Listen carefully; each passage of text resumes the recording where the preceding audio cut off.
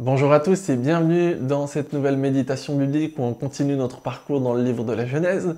Et après une petite parenthèse sur Lot pendant quelques jours, on revient aujourd'hui sur le personnage d'Abraham. Abraham continue un peu ses pérégrinations, son cheminement, et il va arriver cette fois à Guérar.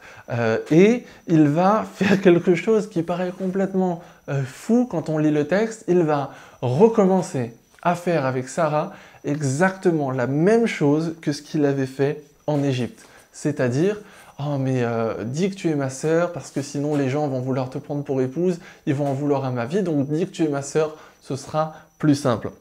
Et en fait, la même action va avoir les mêmes conséquences. C'est que, encore une fois, le roi, Abimélec, va vouloir prendre Sarah comme épouse, il veut s'unir à elle.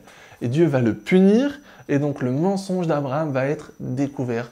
On a vraiment l'impression que c'est la même situation, on change juste les personnages, on change juste le lieu. En fait, ce qui se passe ici, c'est que Abraham retombe dans le même travers. Peut-être par peur, très probablement par peur, et puis la même cause conduit aux mêmes conséquences. Il a peur, donc il commence à penser plus à lui-même que à Sarah, et en fait il retombe dans le même travers.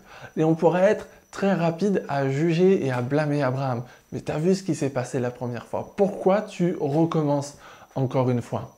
Et avant d'être si rapide à juger, est-ce qu'on pourrait se poser la question de ce qu'il en est de nous? Abraham retombe dans le même travers. Et nous alors? Est-ce qu'on ne retombe pas à répétition, de répétition en répétition, dans les mêmes travers? Ce péché dans lequel on retombe et qu'on dit « c'est la dernière fois » et on y retombe. Cette attitude que l'on aimerait, dont on aimerait se défaire, peut-être cette attitude de colère ou de pessimisme, où vous trouverez aussi des exemples pour vous-même, où on se dit « il faut que je m'en défasse, il faut que j'arrête ». Et puis, on n'arrête pas de retomber dedans. On retombe, on recommence. En fait, on est comme Abraham. En fait, chacun dans nos propres défauts, on est comme Abraham. Ça, c'est un peu une mauvaise nouvelle.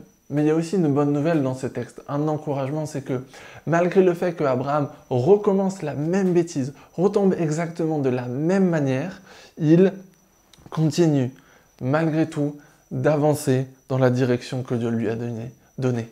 Et Dieu continue, malgré tout, de le bénir et de le conduire. Attention, ça ne veut pas dire que ce que Abraham a fait n'est pas grave. Ça ne veut pas dire que les péchés dans lesquels on retombe sans cesse ne sont pas graves et n'ont pas d'importance. Ça veut dire que ce n'est pas la fin du chemin. Ça veut dire que ce n'est pas parce qu'on tombe qu'on doit rester par terre. Ça veut dire qu'il est toujours possible de se repentir, de revenir vers Dieu et de dire « Ok, là j'ai pas réussi, là j'ai pris un détour, là je suis tombé, mais je veux continuer. » Et il est toujours possible de continuer, d'avancer dans la direction que Dieu nous fixe.